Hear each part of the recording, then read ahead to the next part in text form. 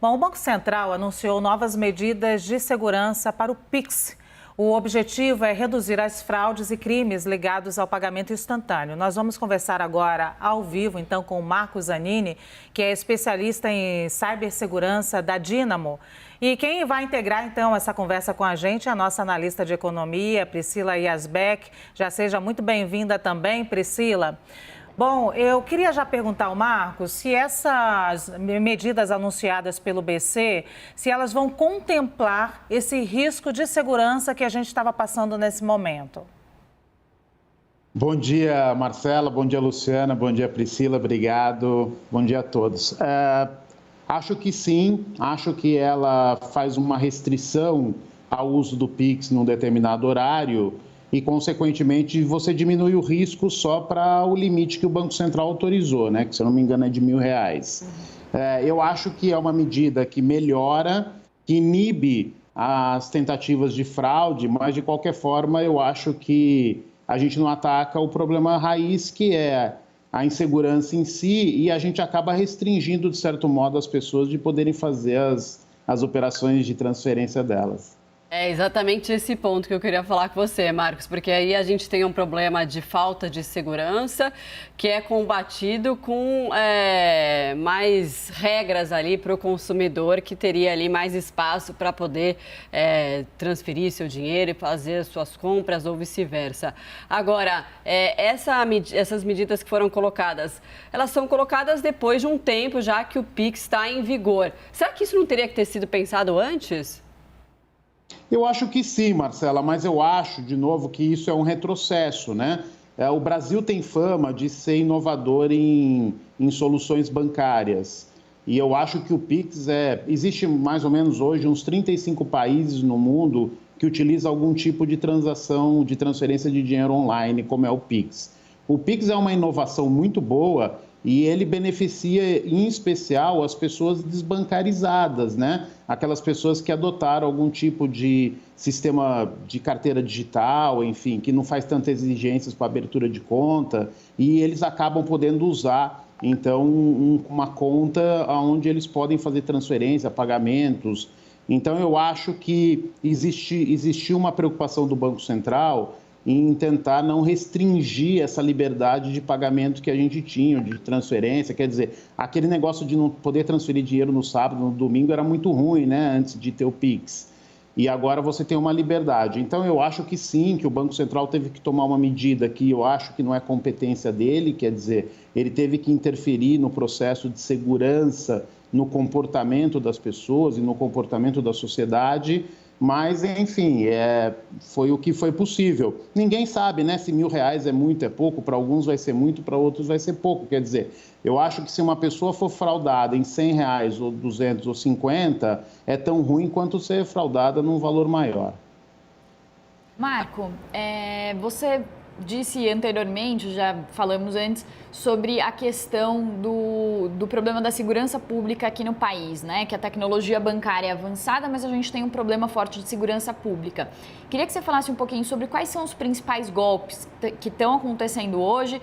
Já adianto que tem algumas mensagens em grupos, em redes sociais, falando para as pessoas não deixarem muito dinheiro na conta, justamente para não correr o risco de num sequestro ter que passar todo esse dinheiro para um assaltante. Queria entender, então, quais são esses golpes e o que você recomenda, se seria realmente usar esse limite de R$1.000 definido pelo Banco Central, que os bancos vão passar a adotar, ou se a pessoa deve fazer isso, ou se ela pode ali definir quais pessoas que ela vai querer deixar um limite maior ou não. Quais são suas orientações nesse sentido? Tá, sua pergunta é bastante ampla, eu vou tentar organizar ela rapidamente, tá? A primeira, eu acho que existe uma exploração da boa-fé das pessoas nas fraudes digitais, ou seja, a maior parte das fraudes digitais, elas estão ligadas à engenharia social, que a gente chama, que muitas vezes, um fraudador liga no celular de uma pessoa e se identifica como sendo do banco ou sendo de algum software que ele utiliza, falando que está fazendo checagens de segurança e pede para a pessoa fornecer uma senha ou algum código que chegou por SMS, enfim, e as pessoas por boa fé, por acreditarem que realmente é quem se está se identificando, que é uma pessoa do banco, por exemplo, acaba fornecendo essas informações. Eu acredito que esse é o principal golpe que existe hoje no mercado e as pessoas, acredite, passam as senhas do banco por telefone e aí os fraudadores acabam operando. O segundo comportamento do usuário que prejudica muito é muitas das apps de banco, das carteiras sociais, esses principais bancos digitais, eles têm uma facilidade para o usuário, que é uma vez que você se identificou naquele sistema, ou se identificou no software, entrou com a sua senha, quando você sai, para de usar o software, ele não fecha a sessão, ele não fecha o software, porque isso é uma facilidade, né? Quando você voltar para o software, ele já está autenticado, você já está nele. Mas aí, se você juntar isso com outro comportamento, que é as pessoas usarem, por exemplo, os navegadores, né? os GPS no carro, o que acontece é que se alguém pegar o seu celular que está aberto naquele instante, ele vai clicar na sua app de banco digital ou de carteira digital e ela vai estar aberta. E a partir daquele instante, a carteira digital, a app, ela acha que é você que está operando e vai autorizar você a fazer um Pix, fazer um pagamento, enfim, ele acha que é você. Né? O grande problema hoje das fraudes é que o software acha que é você que está operando e não um outro. E, enfim, tecnologicamente, a gente pode pedir para o usuário ficar fazendo reautenticação o tempo todo, entrando com a senha de novo, mas isso do ponto de vista de experiência do usuário é uma coisa ruim, né? A gente não gosta de ter que ficar fazendo isso. Então, eu acho que o comportamento das pessoas tem que mudar, né? Você tem que, toda vez que você sair da operação do seu banco, você fechar o sistema para que na próxima vez que você for entrar, ele peça para fazer a autenticação, quer dizer, ele tenha que entrar com a senha de novo. E aí isso impede muitas fraudes quando os celulares são roubados, por exemplo, quando está no vidro do carro usando um navegador GPS, ou quando as pessoas estão digitando na rua, andando. Aliás, é uma prática que é ruim, né, em todos os aspectos, que é você andar com o celular na rua fazendo alguma coisa, porque quando alguém rouba o teu celular, e essa é uma prática comum nas grandes avenidas aqui de São Paulo, a pessoa rouba o seu celular quando você estava digitando uma mensagem ou qualquer coisa, e nesse instante o seu celular está desbloqueado. E esse é um comportamento que estimula a fraude. Por último, eu tenho seguido um comportamento, o problema do sequestro relâmpago talvez seja o mais difícil de você combater, porque nesse momento o bandido lá, ele tá com o seu celular e está com você. E aí é difícil você prevenir uma autenticação. Ele vai coagir você a se autenticar no seu banco e aí nessa hora ele vai fazer uma transferência. A prática que eu uso no meu celular é, eu tenho um banco onde eu deixo alguma aplicação que eu tenha na poupança ou em qualquer aplicação que você tenha, mas esse banco, essa app desse banco eu não deixo no meu celular.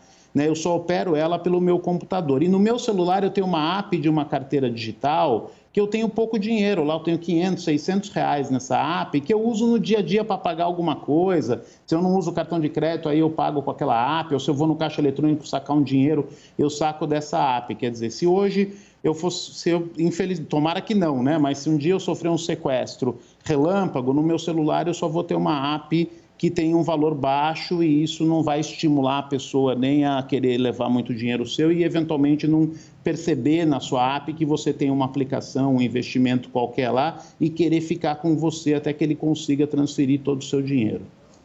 Marco, sobre tudo que você acaba de nos dizer agora, queria dizer que há alguns meses nós celebramos a vinda do Pix, nós fizemos várias entrevistas sobre o Pix aqui, falamos sobre a segurança do Pix, falamos para a população quanto era seguro. Por outro lado, nós sabemos que o Brasil vive uma crise de segurança pública, não é novidade para ninguém. A gente não tinha que ter uma previsibilidade sobre isso, não deveria ter um estudo sobre isso para anunciar aos usuários de bancos, de apps, por exemplo? Acho que sim, Luciana. Eu acho que, enfim, nós de tecnologia, né, acreditamos sempre que o mundo ele pode ser melhor do que ele realmente é, né? Então, você pensa na inovação, da facilidade para as pessoas. De novo, eu vou te dizer, o Pix, ele foi uma solução que, na minha opinião, contemplou uma população de baixíssima renda que, em geral, não tem acesso a contas em banco. né? É muito difícil você abrir uma conta no banco tradicional, ele pede para você ter comprovante de endereço, comprovante de renda, são características que as pessoas não bancarizadas em geral não têm. Então elas partiram para utilizar algum sistema de carteira digital que são mais flexíveis em aceitar elas como cliente. E aí o Pix passou a ser um benefício para essas pessoas receberem. Imagine uma diarista, né? Ela tinha que andar com o dinheiro que ela recebeu no trabalho dela do dia, hoje ela recebe um Pix. Eu acho muito mais seguro a forma de ela receber o dinheiro e depois de ela poder usar esse dinheiro. Mas, de fato, eu acho que ninguém tinha um termômetro da criatividade dos bandidos em fazer esse tipo de fraude, né? De pegar a pessoa e fazer uma transação. Eu acho que, em especial, os bancos precisam se concentrar nas contas que recebem o dinheiro do Pix, porque, na minha opinião, a vulnerabilidade está aí, né? Se o bandido fez um Pix para algum lugar, esse algum lugar é uma conta que foi aberta e provavelmente pode ter sido aberta com um documento roubado ou com algum tipo de fraude na abertura da conta que está permitindo que esses bandidos recebam o dinheiro, saquem ele rapidamente e não comprometa ninguém. Então, eu acho que sim, tá? Que nós de tecnologia temos a obrigação de pensar melhor tudo isso. Marco, uma das regras que foram definidas ontem pelo Banco Central foi que os bancos vão, a partir de agora, ter que identificar transações suspeitas, rastrear contas suspeitas, já que a gente está vendo muito uso de contas laranja. Você acha que os bancos deveriam investir mais em cibersegurança? Você acha que as empresas, de forma geral, a gente está vendo muitos crimes eletrônicos, você acha que as empresas estão demorando para fazer esse investimento, demorando para gastar esse dinheiro e, com isso, o consumidor é quem está pagando a conta? Eu acho que o investimento em cibersegurança ele vem crescendo, mas ele ainda é muito baixo. As empresas de tecnologia, de um modo geral, e os bancos se incluem aí, eles se preocuparam muito mais em investir na experiência do usuário, em facilitar, em um sistema ser mais simples, mais bonitinho, enfim, tudo isso. E a segurança, você sabe que a gente brinca que é obra enterrada, né? Ninguém vê. Enquanto a segurança está funcionando, ninguém percebe que ela está lá e essa é a segurança boa. Mas, ao mesmo tempo, isso facilita o não investimento em segurança. Eu acho que essa onda, esse ano, eu não me lembro de nenhum dia ouvir vocês na CNN não falarem de algum tipo de fraude eletrônica, né? Ou porque é vazamento de dados, ou porque é vazamento de cartão de crédito, enfim. Então, eu acho que essa é uma preocupação que está permeando a sociedade agora e é uma obrigação dos bancos correrem atrás disso. A gente conversou com o Marco Zanini, especialista em cibersegurança da Dynamo, falando aí então sobre essas mudanças anunciadas pelo Banco Central de proteção do Pix. Obrigada, Marco. Até uma próxima oportunidade. Bom dia para você. Eu que agradeço. Obrigado. Bom dia. Obrigada, Marco.